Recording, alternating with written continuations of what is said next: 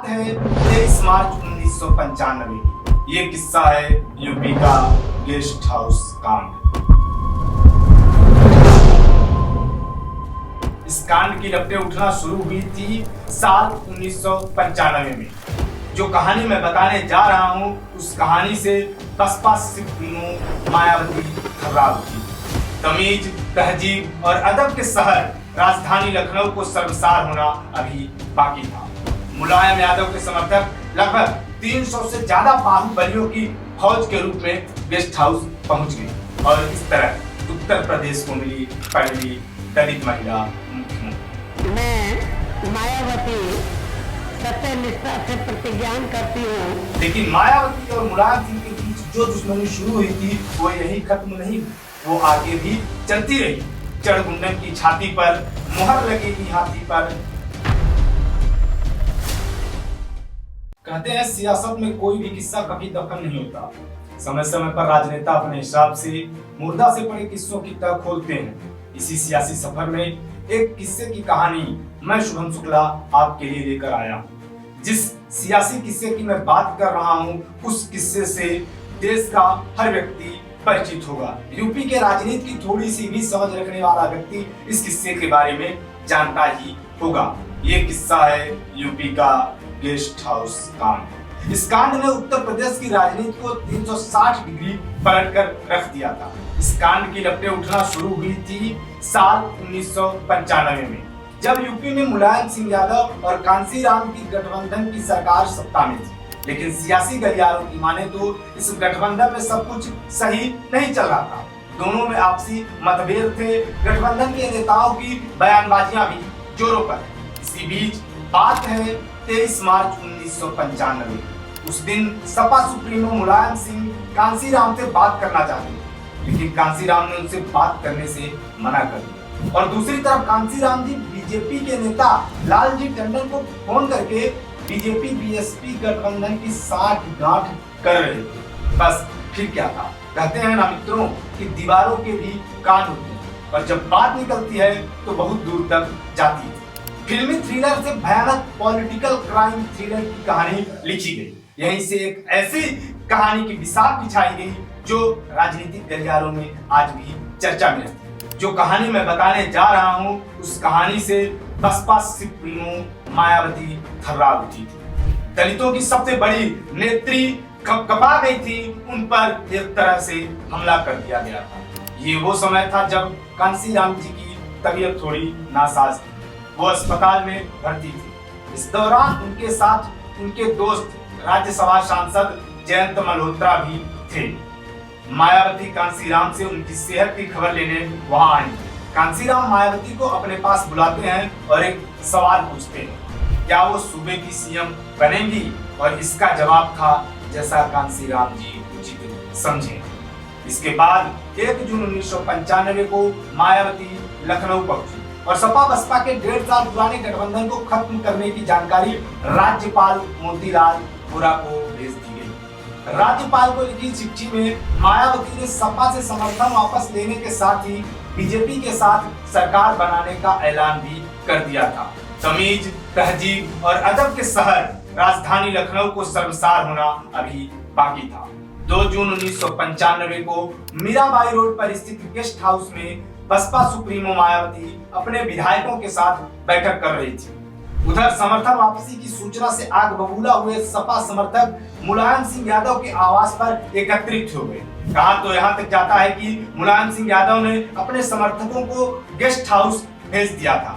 कहा गया कि समर्थकों को साफ साफ निर्देश दिए गए थे कि साम दाम दंड भेद सभी नियमों का प्रयोग किया जाए, लेकिन कैसे भी करके कुछ विधायकों को अपनी तरफ करना है। यानी बसपा के कुछ विधायकों को सपा की तरफ करना है जिससे सरकार को बचाया जा सके। मुलायम यादव के समर्थक लगभग 300 से ज्यादा बाहुबलियों की फौज के रूप में गेस्ट हाउस पहुंच गए।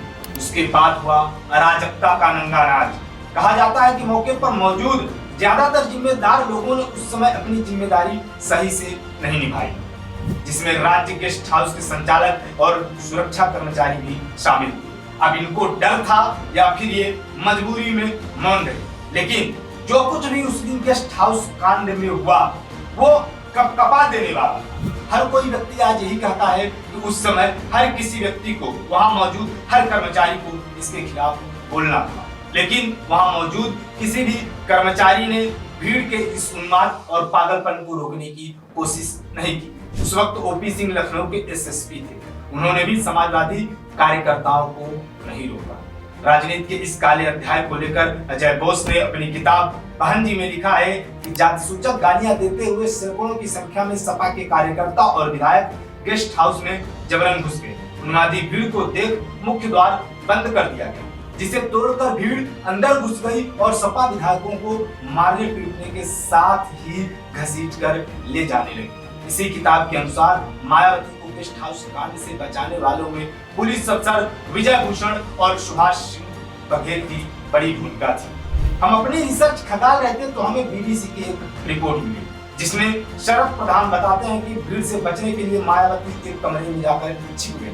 उन्होंने कहा कि मायावती को बचाने में मीडिया के कैमरों का भी बड़ा योगदान था। इस कहानी में जहां एक तरफ सत्ता के मद में चूर होकर सपा ने गुंडई की गाथा लिखी थी, वहीं मायावती को इस कांड के बाद एक भाई मिल गया। उस किरदार का नाम था फर्रुखाबाद के बीजेपी विधायक ब्रह्मदत्त द्विवेदी। ब्रह्मदत्त द्विवेदी तब बीजेपी से फर्रुखाबाद से विधायक थे। कहा जाता है कि मायावती ने पुलिस अफसरों को फोन किया, लेकिन कोई मदद के लिए नहीं पहुंचे। इस घटना का पता लगते ही ब्रह्मदत्त द्विवेदी मौके पर पहुंचे और आते ही सबसे पहले चट्टान बनकर मायावती के भाई की भूमिका निभाते हुए भिड़ गए।